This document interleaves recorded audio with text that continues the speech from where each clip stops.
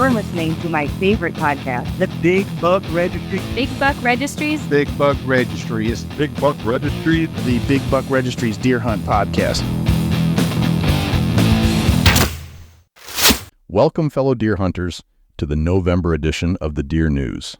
Deer news that you might have missed over the last month. We're traveling all over the country again with stories that we feel are newsworthy. We'll start off with a controversial story about sharpshooters hired to kill deer from helicopters on Catalina Island in California, then to Kentucky for some poaching cases, West Virginia for an urban deer hunting story, then to Rhode Island for a newly sanctioned bow and arrow hunt. We explore a story about steering clear of ash trees for tree stands in Wisconsin. From there, Jim explores a CWD story in Minnesota. Then we discuss spear hunting in Arkansas. To finish up, Jim explores a potential new record buck in Texas, Dusty discusses big changes in Utah, and I wrap it up with a debate in Jamestown, New York, over managing a growing deer population. We've got a lot to cover, so let's dive in. Now here's Jim Keller with the Deer News. Our first story takes us to California. Helicopter sharpshooters to target invasive deer on Catalina Island amid controversy. Santa Catalina Island, a popular resort destination, is at the center of a heated debate as officials propose using helicopter-mounted sharpshooters to eradicate nearly 2,000 invasive mule deer. The plan, spearheaded by the Catalina Island Conservancy, aims to protect the island's native flora, which has been severely impacted by the deer. The Conservancy, responsible for 90% of the island's management, asserts that the mass culling is crucial to safeguard Catalina's indigenous plants and grasses. These have suffered extensively due to the foraging habits of the deer. Adding to the urgency are the recurring cycles of extreme drought and wildfires, which have further decimated the island's vegetation. This environmental stress has driven malnourished deer into developed regions, leading to confrontations with humans and domesticated animals. However, the proposal has not been without its detractors.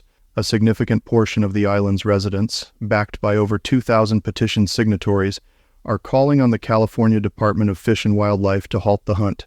Many view the plan as a violent solution to a complex problem. Diane Stone, vice president of the Catalina Island Humane Society, labeled the Conservancy's approach as violent and ugly. Historically, Catalina Island has grappled with the challenges posed by various invasive species, including goats, bison, and swine. Mule deer, introduced in the 1930s for hunting purposes, have since become a major concern. Their unchecked growth due to a lack of natural predators has placed immense strain on native habitats. In response to the controversy, Whitney Latour, the Conservancy's chief executive officer, stated, "The island and the deer are both fighting for survival, and neither one is winning."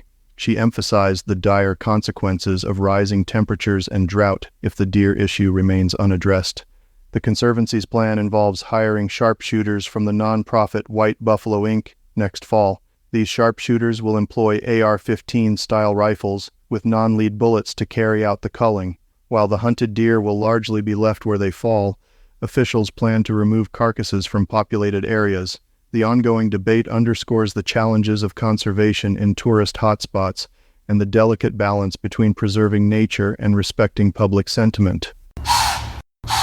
Next, we turn to Kentucky for a story first seen on KYFW.com. Kentucky Department of Fish and Wildlife pursues restitution in deer poaching cases. In a decisive move against wildlife poaching, the Kentucky Department of Fish and Wildlife Resources is not only imposing criminal penalties, but also actively pursuing restitution from those found guilty. This intensified action is in response to concerns that poachers are robbing the Commonwealth of its treasured wildlife resources and curtailing opportunities for legitimate recreationists.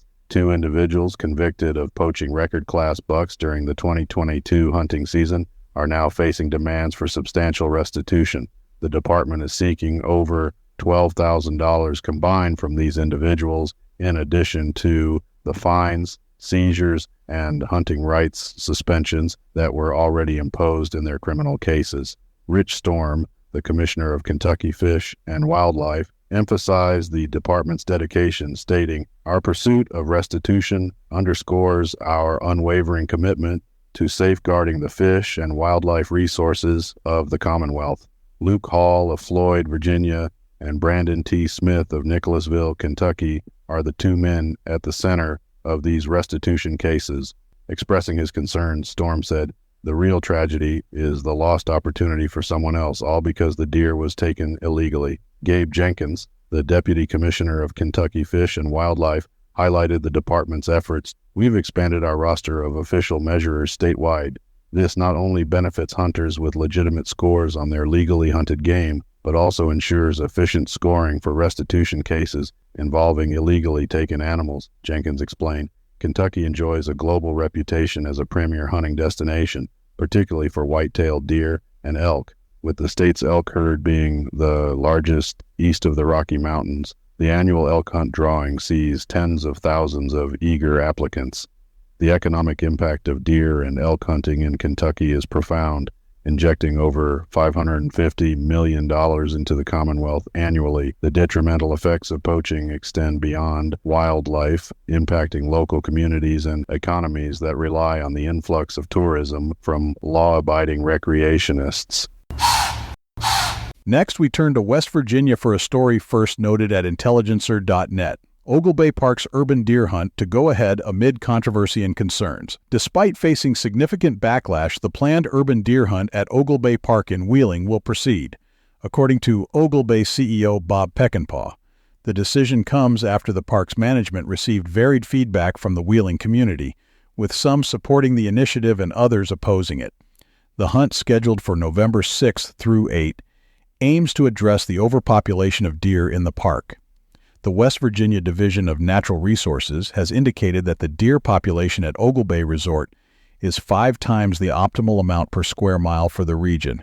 This overpopulation presents safety concerns for both the resort's guests and the deer. However, the decision has not been without controversy. Teresa Torreseva, with Torreseva Law, has been vocal in her opposition to the culling. Her firm has submitted 2 Freedom of Information Act requests seeking details about the hunt, including safety contracts, names and applications of the hunters, and feeding protocols for white deer at the park. Torreseva criticized Ogle Bay for not exploring non-lethal alternatives and accused them of spending $41,000 on a public relations firm to manage the negative publicity. In response to concerns about the culling, some community members have hinted at boycotting Ogleby Fest. However, Peckinpah has not been made aware of any concrete plans for such a boycott. He emphasized that Ogle Bay has explored all options regarding the deer population and believes that the hunt is the most appropriate course of action. Vendors at Ogle Bay Fest have expressed concerns that the backlash against the deer hunt might impact their sales. Betsy Helmick, a vendor at the event, highlighted that the primary victims of any protest or boycott would be the vendors who have been preparing for the event for months. Adam Bedway, co-owner of East Wheeling Clayworks and a vendor at Ogle Bay Fest since 2018, suggested that those opposing the culling should find alternative ways to protest that won't harm small businesses. He recommended boycotting activities available year-round at the resort, such as golfing, instead of the Ogle Bay Fest. Peckinpah reiterated that the deer hunt and Ogle Bay Fest are separate events with distinct missions. He encouraged those considering a protest to reconsider and emphasize that the decision to proceed with the deer hunt was made after careful consideration and consultation with experts. The goal is to promote a healthier ecosystem, reduce human-deer conflicts, and ensure the community's sustainability for the long term. Now we go to Rhode Island for a story first seen on WPRI.com. Bow and arrow deer hunting greenlit in Bristol amid rising deer population. In an effort to manage the escalating deer population, the town of Bristol, in collaboration with the Rhode Island Department of Environmental Management, DEM, has sanctioned archery deer hunting in specific wooded areas. Last month, 4 properties, namely Minturn, Hopeworth, Skaters Pond, and 100 Acre Woods, were open to this form of hunting.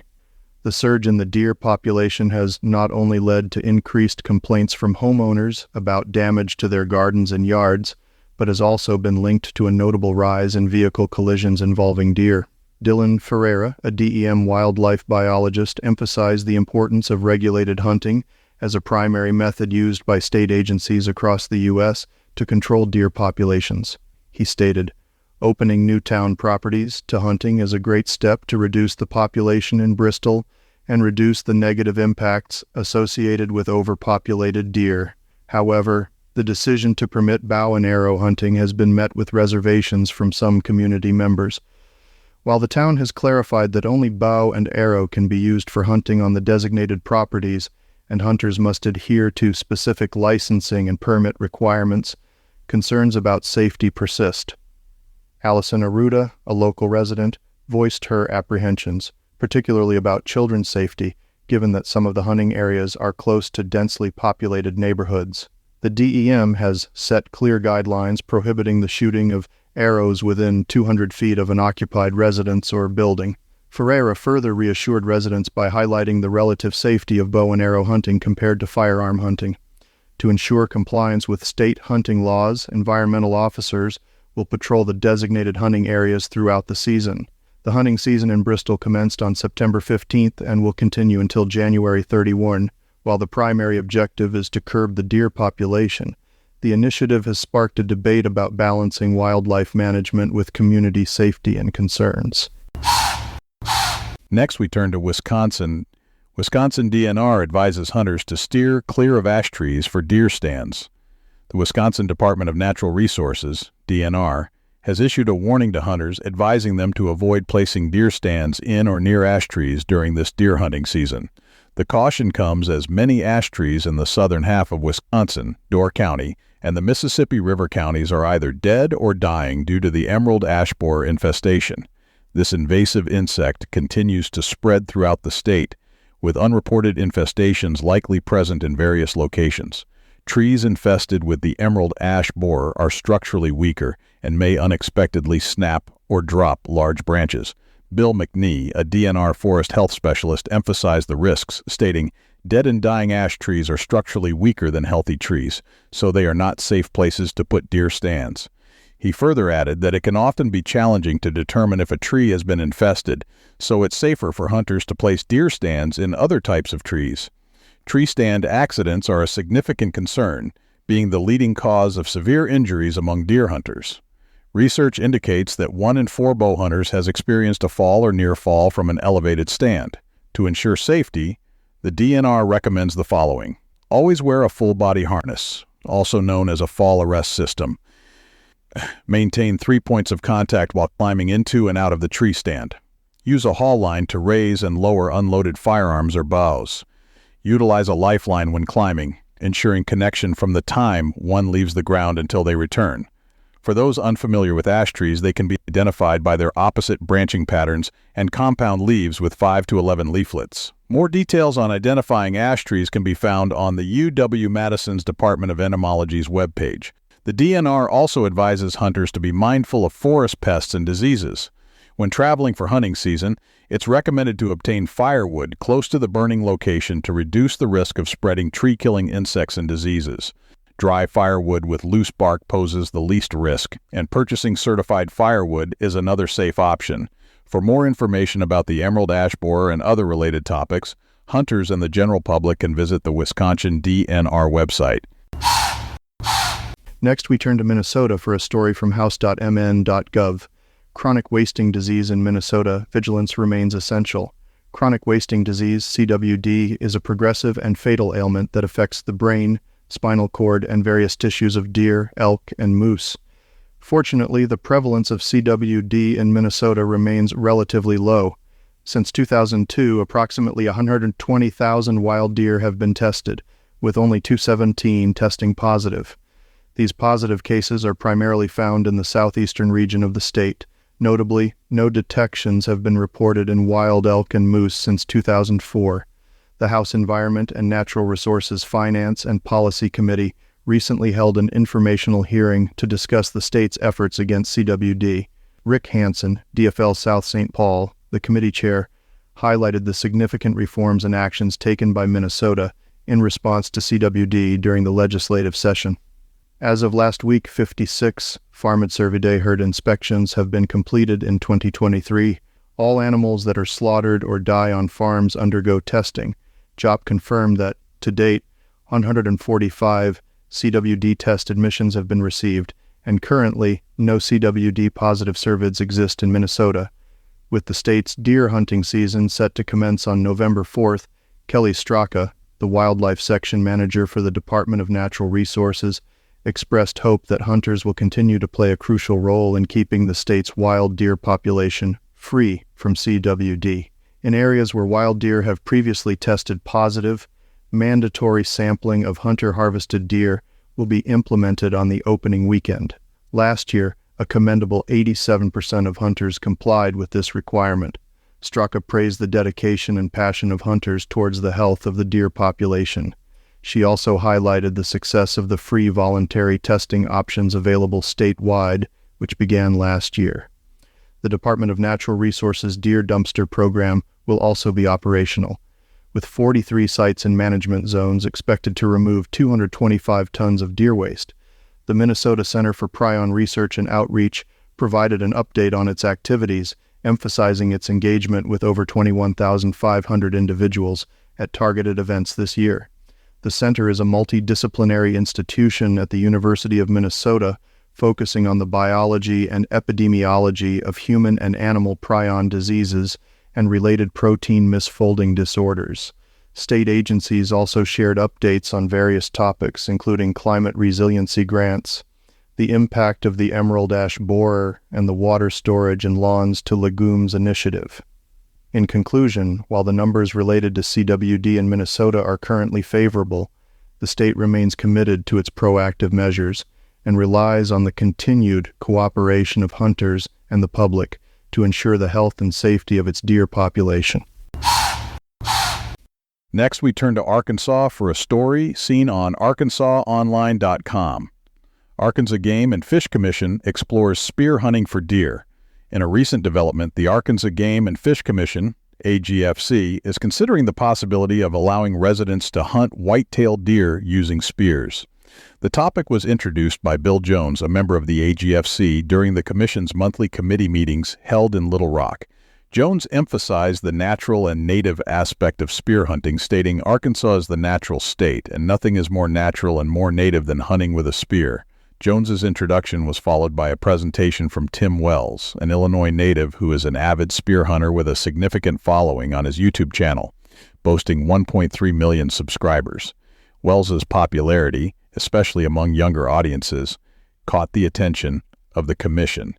Currently, Nebraska stands as the only state in the contiguous U.S. that permits spear hunting for deer. Alaska allows spear hunting for all game, while Texas and Hawaii permit spear hunting for exotic ungulates. Alabama had allowed spear hunting for deer for approximately 2 decades, but decided to ban it in 2018. In Arkansas, spear hunting is currently permitted only for feral hogs, as noted by Brad Young, the Game and Fish Commission's chief of enforcement. Wells, who was a champion javelin thrower in college, shared his journey into spear hunting, which began when he attached a spearhead to his javelin and hunted a hog.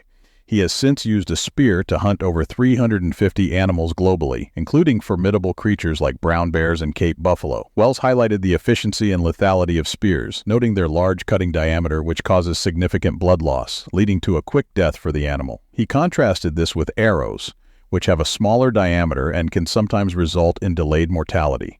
For those considering spear hunting, Wells provided insights into the technique.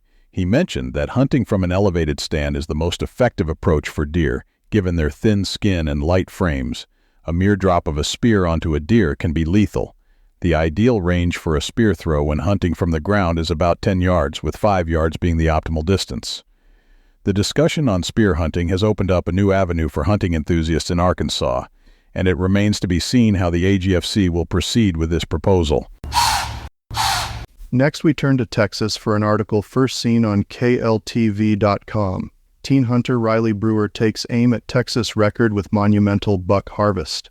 In a remarkable display of patience and skill, 14-year-old Riley Brewer may have etched her name in the record books after taking down a colossal 31-point buck in Bowie County. The potential record-setting event unfolded on the grounds of the Red River Army Depot, a stretch of land known for its robust white-tailed deer population. Riley, accompanied by her father, Ricky Brewer, embarked on what would become a historic hunt during a youth weekend. The Brewers had been tracking this particular buck, affectionately dubbed Old Monroe, for 3 years.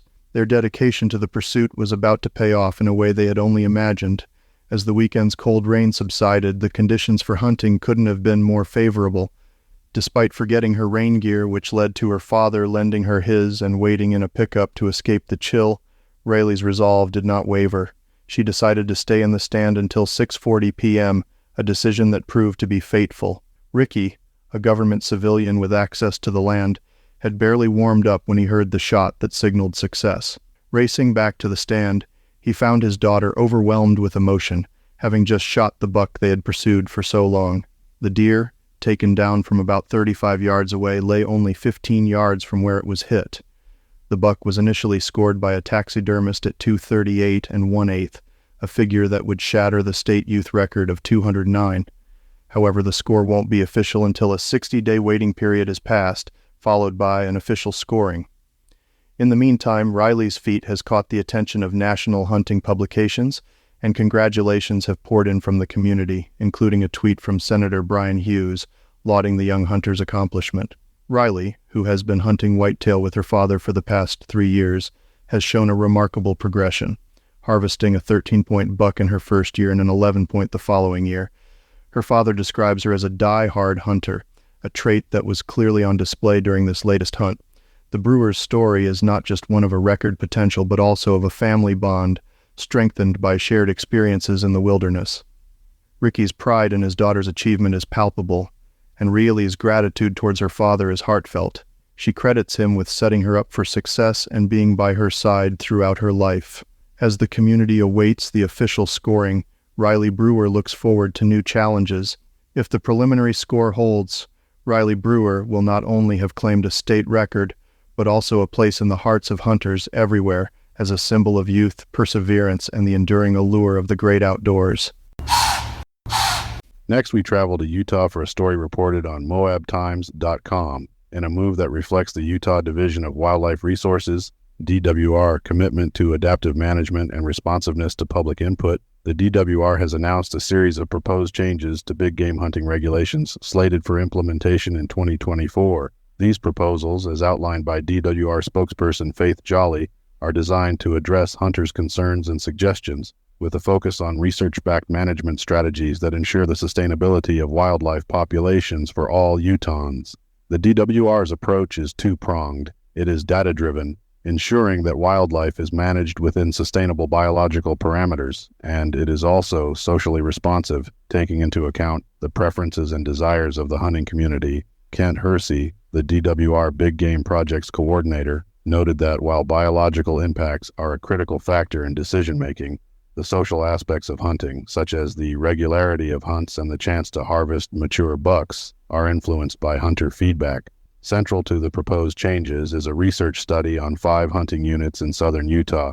This study, which will run from 2024 through 2027, aims to determine the impact of various hunting restrictions on mule deer populations, hunting opportunities, and hunter satisfaction. The study will test antler point restrictions, weapon technology limitations, and season length adjustments to see if these can improve the overall hunting experience and deer population health. Specifically, the study will introduce an antler restriction of 4 points, or better on one side, on the Pine Valley hunting unit to protect younger bucks. It will also assess the impact of shorter hunting seasons on the Beaver and Southwest Desert units and evaluate the effect of weapon restrictions on the Methi-Dutton unit. The Boulder-Kuiperowitz unit will see a combination of all 3 strategies. To maintain consistency and control for variables, permit numbers on each of the units will be set based on the average from 2020 to 2023, with the flexibility to adjust permits by up to 20% annually to keep buck-to-do ratios stable. Additionally, the DWR is responding to technological advancements in hunting equipment. A technology committee established in April 2022 has proposed removing length restrictions on arrows and bolts and prohibiting the use of scopes on muzzle loaders during certain hunts. This aligns with practices in other western states and is intended to preserve hunting traditions while helping wildlife managers meet their objectives. Another significant change proposed is the introduction of mandatory harvest reporting for all general season deer and elk hunts beginning in 2024. This change comes in response to hunter requests and the availability of technology that simplifies data collection. The DWR believes this will yield more comprehensive and accurate harvest data, offering better insights into the state of Utah's big game populations. In light of recent severe weather events that have impacted pronghorn populations, The DWR is also proposing changes to pronghorn translocation sites. The plan is to relocate pronghorns from areas where populations are thriving to those that have been negatively affected, with 8 new hunting units identified as potential augmentation sites. The DWR is actively seeking public feedback on these proposals. Public meetings will be held, and the DWR has made presentations available online for review. The public comment period opened on October 24th, with deadlines for online comments set before the respective Regional Advisory Council and Wildlife Board meetings. The Southeastern Utah RAC meeting, for example, is scheduled for November 15th, with online comments due by November 8th. These proposed changes by the Utah DWR represent a forward-thinking approach to wildlife management, balancing the needs and desires of the hunting community with the imperative of conserving wildlife populations for future generations. The DWR encourages public participation in this process, ensuring that the voices of Utah's hunters and conservationists are heard and considered in the stewardship of the state's rich natural heritage. And finally, we turn to New York for a story that was seen on postjournal.com. Jamestown City Council debates solutions for managing rising deer population. The Jamestown City Council is currently grappling with the issue of a burgeoning deer population within the city limits, a topic that has sparked varied opinions among council members and candidates. This issue was brought to the forefront during a recent Meet the Candidates forum hosted by WRFA, Media One Group, and the Post Journal. Terry Frank, the Media One news director, highlighted the ongoing problem of deer in the city and surrounding areas, noting that previous attempts by the City Council to address the issue had not resulted in any concrete solutions. The council had once formed a committee to explore potential remedies, but no action was taken. Candidates were asked about their approach to this issue, with many suggesting deferment to the state government agency responsible for wildlife management. Councilman Bill Reynolds III, R. Ward 5, expressed the complexity of the deer population issue and indicated his preference to defer to the New York Department of Environmental Conservation for appropriate solutions. In 2021, a proposal for a controlled deer hunt was rejected by council members. The plan, led by former Ward 6 Councilman Tom Nelson, would have involved 15 experienced licensed volunteer hunters using archery equipment in isolated city-owned areas. The proposed hunt aimed to cull antlerless deer, with the meat being donated to the Food Bank of Western New York, and would have taken place in designated parks away from public spaces. Councilman Jeff Russell voiced his support for the deer hunt, praising Tom Nelson's thorough approach and expressing disappointment that the plan was ultimately not approved. A Democratic challenger, Alyssa Porter, City Democratic Party chairwoman and candidate for one of the at-large council positions, offered a different perspective. Porter, a resident of Ward 6, which is heavily impacted by the deer population, pointed to a broader issue of insufficient collaboration between the mayor and city council. She emphasized the need for council members who are proactive in seeking additional funding to support programs addressing such issues. The State Department of Environmental Conservation and Department of Motor Vehicles have recently issued statements advising the public that deer are more active during November and December, increasing the likelihood of road crossings. They have provided tips for drivers to decrease speed when deer are spotted near roadsides, use emergency lights or headlight signals to warn other drivers, and exercise caution during dawn and dusk when visibility is reduced. According to State Farm Insurance, there were an estimated 1.8 million animal collision insurance claims in the U.S. between July 2022 and June 2023, predominantly involving deer, with Pennsylvania recording the highest number of claims. The issue of deer population management remains a contentious topic in Jamestown, with city officials and residents alike seeking a balanced and effective approach to wildlife management within urban settings. That concludes this month's edition of the Big Buck Registry's Deer News. If you have any ideas for future topics or have questions about any of these topics, please email me at jim@bigbuckregistry.com. For the Big Buck Registry, this is Jim Keller with the Deer News. Thanks to Jim Keller for the Deer News, and thank you for tuning in to the Big Buck Registry's Deer Hunt podcast. We can be found on Apple, Spotify, or wherever you listen to podcasts. If you would like to support us and our cause, please consider buying some merchandise off of our merch page by visiting www.bigbuckmerch.com. Catch you next time, and good luck in the deer woods.